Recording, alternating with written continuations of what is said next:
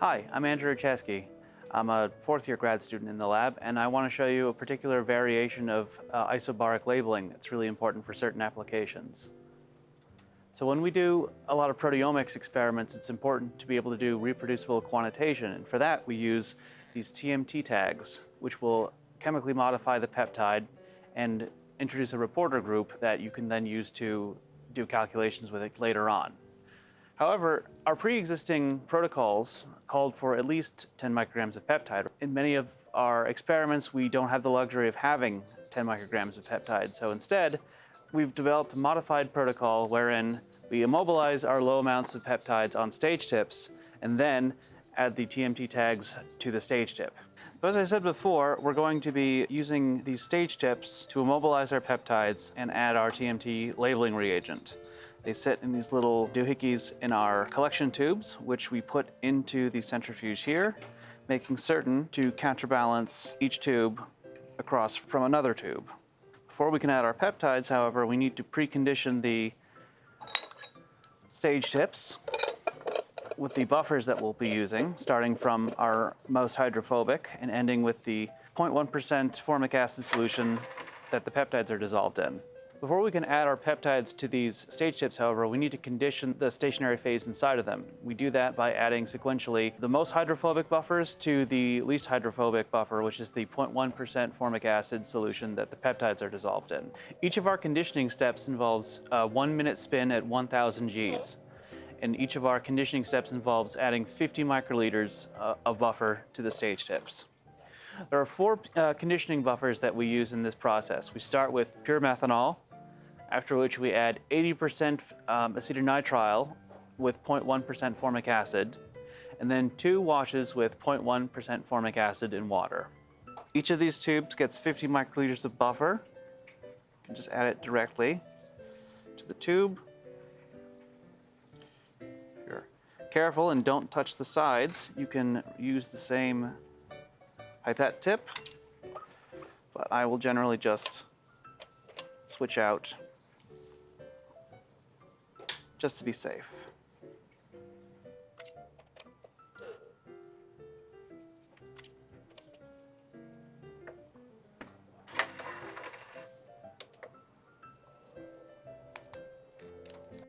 So here are some of the tubes that I've set up for this experiment. You're going to want to get all these set up and labeled before you start.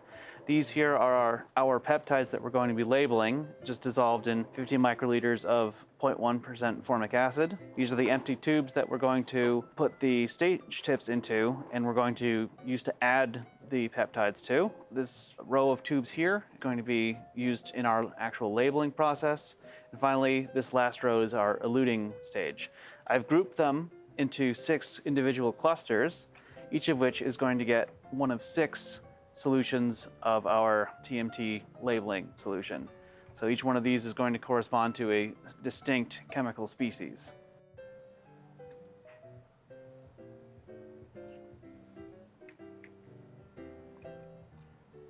So now that these are conditioned, we can go ahead and transfer these tubes, these stage tips and their holders, into that row of receiving tubes that I pointed out earlier.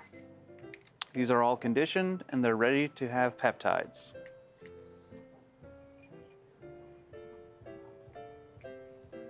So these are our receiving tubes. We're just going to take the stage tip and its holder, put it there, and this can be thrown away. So we transfer our stage tip and holder into the receiving tubes, and this is no longer of use, so it gets tossed out.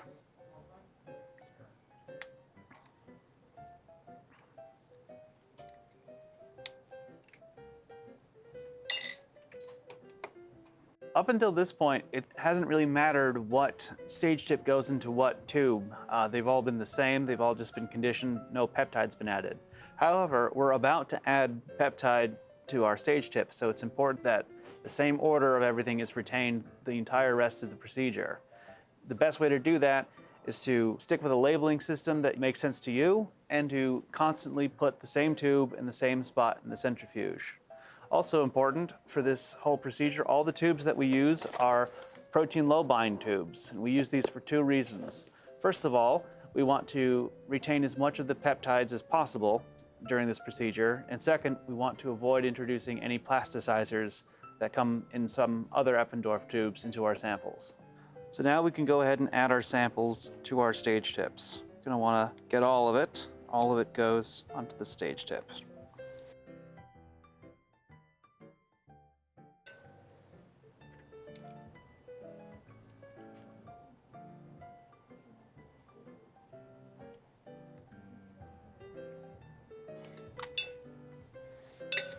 Now these get loaded back into the centrifuge and spun for a minute at 1000 G.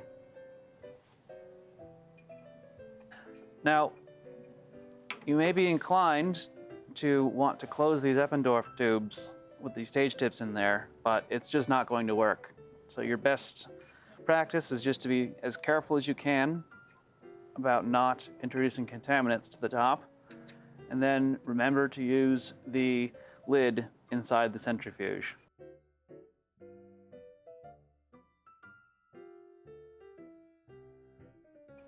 Theoretically, the peptides are all now stored on the solid material that's in these stage tubes, but just in case, we're going to take this flow through and put it back up into the top of the stage tip and run them through again.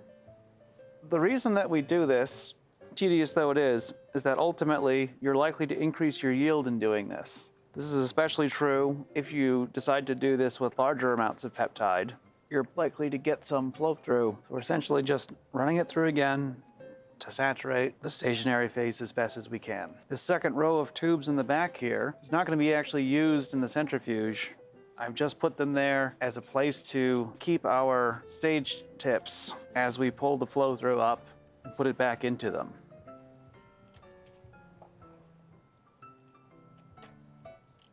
Okay.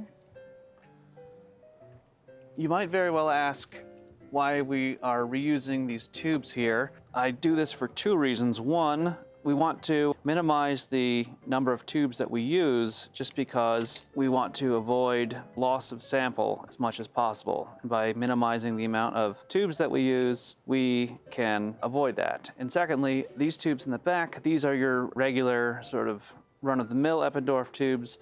They are not as good as the ones in the front, so we wouldn't want to use those anyway. Now I'm gonna just have to do this for all of these, and then they're gonna go back in the centrifuge.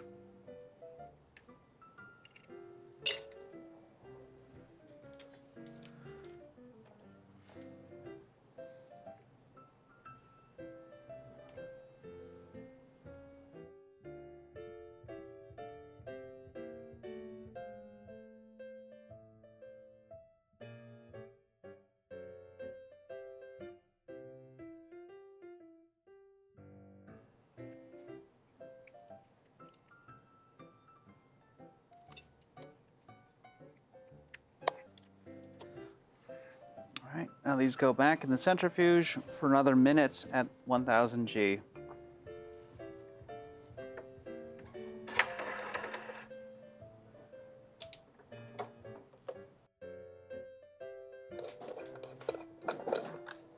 So once you've added your peptides onto the stationary phase, you're going to want to desalt them. Chances are whatever your peptides were in before, the constituents of the buffers that they were in would have come along for the ride, and many of them might interfere with the subsequent chemistry of the adding of the TMT tags. So we're just going to desalt with 50 microliters of 0.1% formic acid again, added to each stage tip. Again, if you're skillful and don't touch the sides, you can use the same tip. I am not, so I will often swap out.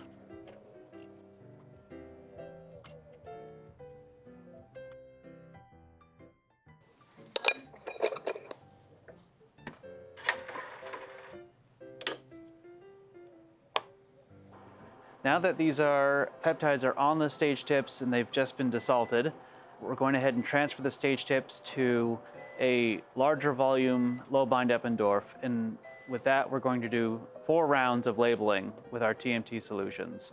Each specific cluster of tubes is going to get a specific label.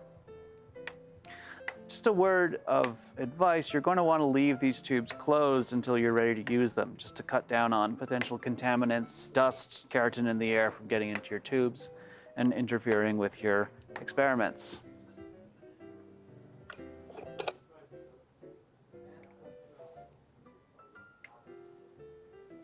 These tubes are no longer needed, so they can be tossed out.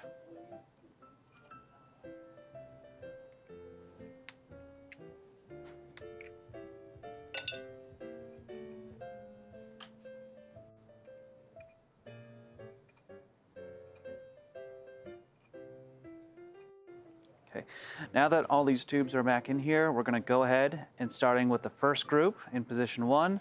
These are going to get the 126 tag.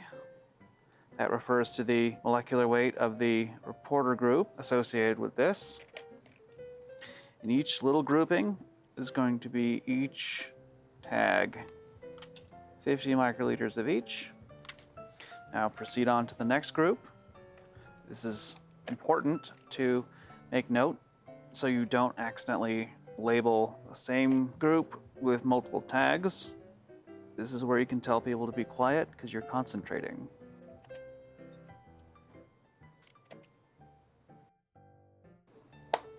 So we're gonna cover this. We're gonna run the centrifuge. And this time, we're going to run it for 2.5 minutes at 300 G. We want that reaction to be happening, so we're gonna give the solution more time to interact with the peptides. And now let's talk a little bit more about the TMT reaction. The chemistry behind the TMT reaction is very specific and has very specific requirements. First of all, it has to be done at an alkaline pH because acidic conditions will cleave the tag before it can react with your peptide. The second thing is the way that the chemistry works is the tag will react with the primary amines in the peptides, that is to say the N-termini and the lysines. Because of that, you want to make sure that you use a buffer that does not have any primary amines in it. So tris, it's great for everything else, it's terrible for this. So you're going to want to either use heaps at pH 8 or another buffer called triethyl ammonium bicarbonate, which it has the added advantage of being highly volatile, so it's easy to pull off via speedback. The way we make these stock solutions of labels that we're using is we use a little bit of our stock labels here. These are brought up in anhydrous acetonitrile, and they are in a 100 millimolar buffer containing the TEAB that I mentioned earlier. For each round of labeling, you're going to be using 50 microliters of buffer, which constitutes 1 microliter of your stock label and 49 microliters of your buffer. So we went ahead and made extra in advance so we can just go through and label multiple times without having to make more. This is the first of 4 labeling events that we're going to do.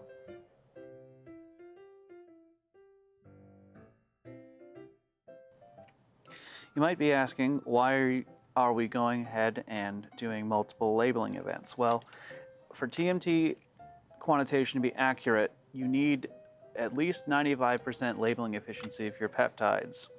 So it only makes sense that the more times you do your labeling event, the more efficient your overall labeling is going to be. So for that, we do 4 iterations of labeling here.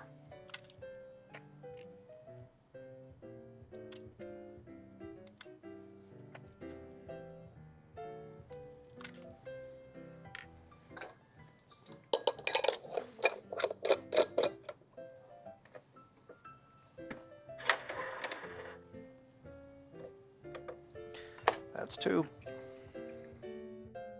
While this is centrifuging, we're just going to take a second and prepare the final 3 tubes. We're going to come back to these down the line, but essentially when we're done, we're going to concatenate our samples together into 3 groups that are going to be dried down together. So the easiest way to do that is just to get 3 low-bind tubes together and then just label them 1, 2, 3, so you can tell them apart.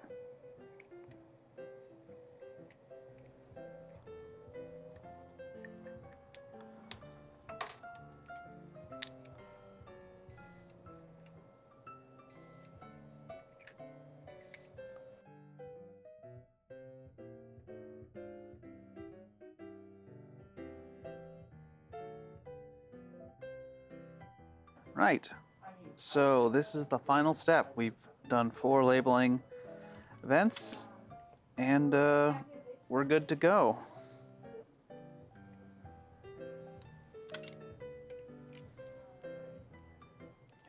So our waste products here, there's nothing particularly hazardous. I mean, I don't eat it, but it's not radioactive. It's not particularly corrosive or toxic, so these can just be dumped out in the trash. Our centrifuge is just now wrapping up, so that concludes our labeling step. However, we want to go ahead and wash this twice with 0.1% formic acid to get rid of any residual TMT tags that are still in there. If we don't, and it comes along for the ride when we elute and put this on the mass spectrometer, could definitely throw off any of our quantitation down the way. So 2 washes with 50 microliters of 0.1% formic acid each should take care of any residual TMT tags.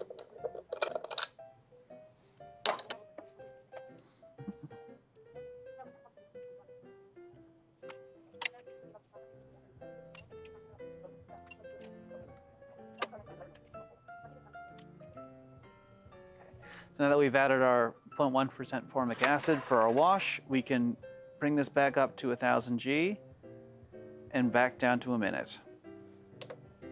Done in the same tube as that we did our labeling steps in, because we were using a 2 mil tube as opposed to the standard 1.5 mil tube. That extra volume allows for a lot more space underneath the stage tip, and we can get away with that. So this is our second wash with 0.1% formic acid, and just as before, we're going to do 50 microliters in every stage tip, and then just spin it down for a minute at 1000 G.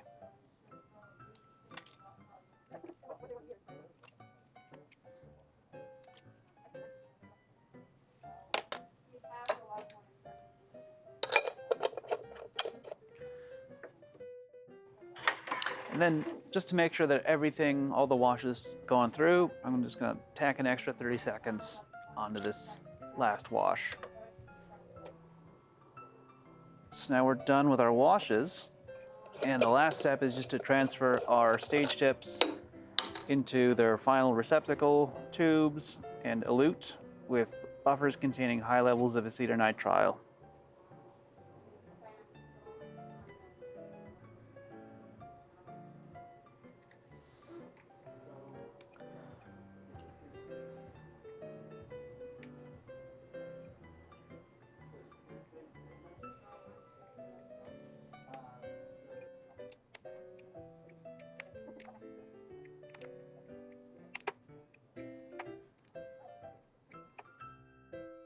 We're transferring these into another low bind tube that has not been used for anything, so there's no residual salts or TMT reagents in it at all, and we're going to elute into these tubes.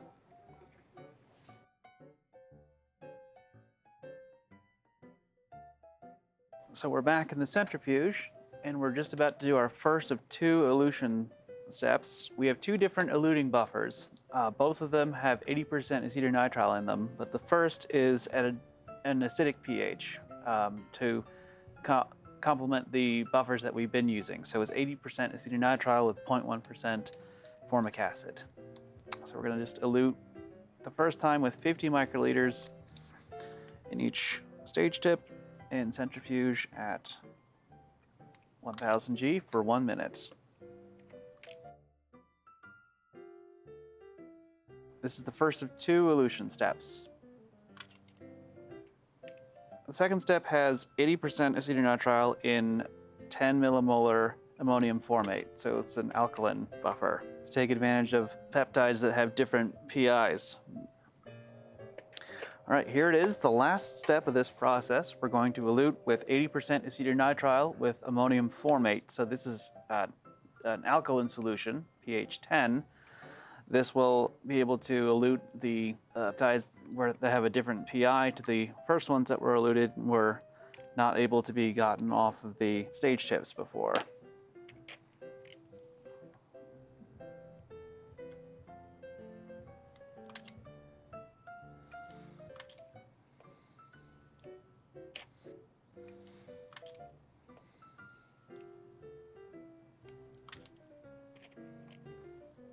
So we're done here.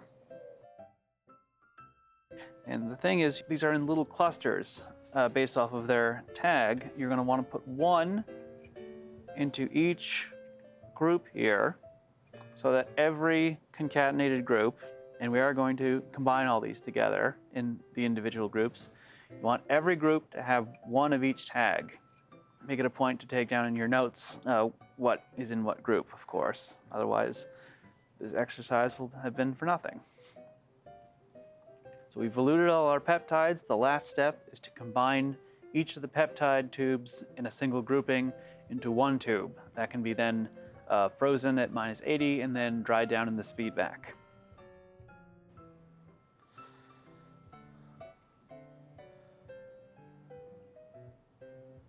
So want to keep these because we reuse them. You can lose this. I'm just going to go down the line with each of these and do that first.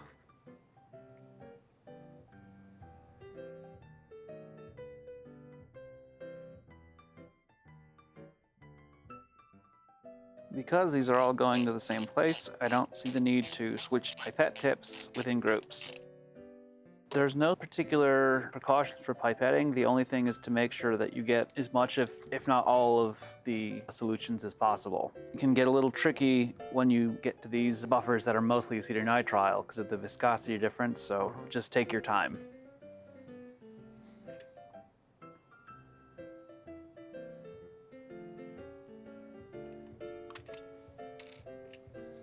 All right, that's it.